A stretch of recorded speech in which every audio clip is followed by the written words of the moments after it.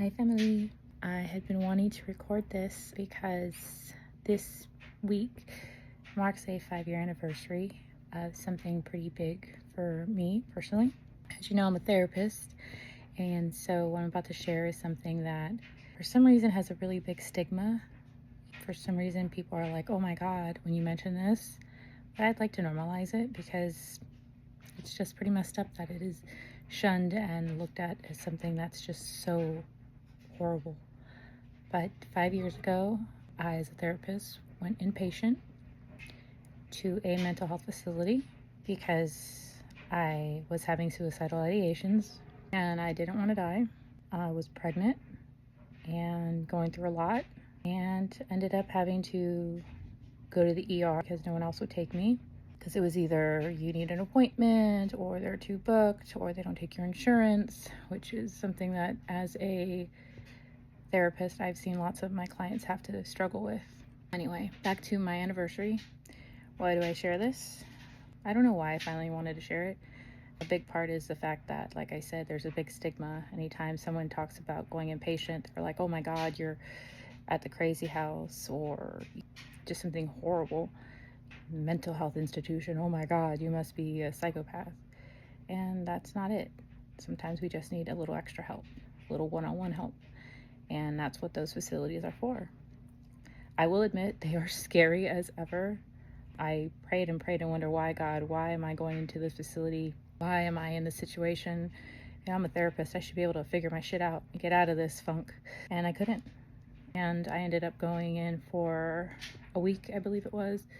And from the moment that they told me that I had to be on suicide watch, I was stuck in a room on a hard bed, again pregnant, with my shoes and pretty much anything that could possibly be used to kill myself removed from the room. And I was stuck there waiting until I could get a ambulance to take me to the nearest mental health institution that had a open room, open bed, which is also an issue, is that there's rarely beds open, or they don't, again, take your insurance. Big picture, bigger issues there, of course, but my little bit, I just wanted to share that.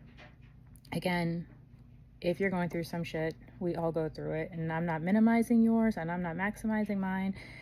Again, we all go through shit, but don't feel bad if you need help. Reach out. It is scary. Yes, I've been there where when I first went to the institution, I cried during check-in because I was so scared. I didn't know what to expect. I didn't know what to do. But I remember when I went there, again, they take away everything. Took away my shoes. Their pens were bendable pens.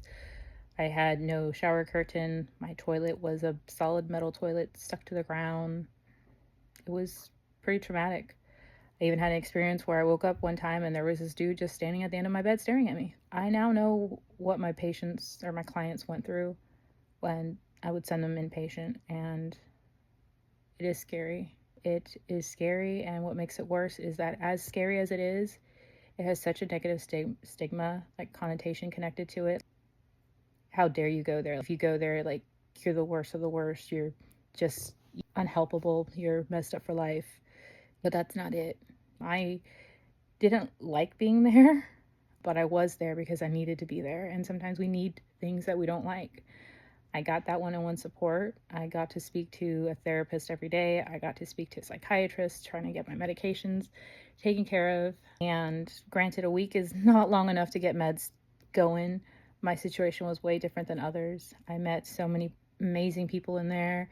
Some who attempted suicide with guns, weapons.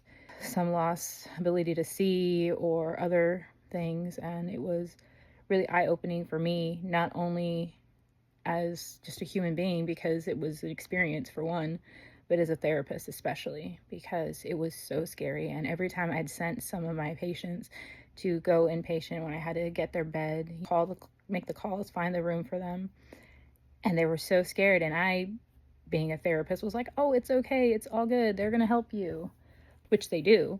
But I didn't really quite understand the fear, and now I get it. It's scary. I'd love to normalize it. I'd love to normalize the fact that sometimes we need a little extra help. There's so many other barriers like insurance and shit like that in the way, but What I want to do with this video is I wanted to share my personal experience and kind of open myself up because I want to normalize mental health so much, especially the different things that are out there to help us. And as scary as some of those things might be, like going inpatient, sometimes they're necessary and they're so helpful. And I just wanted you to know that if that's where you see yourself heading down the future, or if you've been there, or if one day down the road you have to go there, don't feel guilty, don't feel horrible, don't feel like you're just unhelpable or you're the worst of the worst or you're this big stigma of horrible mental health. You're human. We all have our limitations. We all have different things that affect how we deal with things. This week you might handle your children great, and next week you might have a short fuse because you're dealing with so much shit. Every day is different, and you have nothing to feel guilty about for seeking help.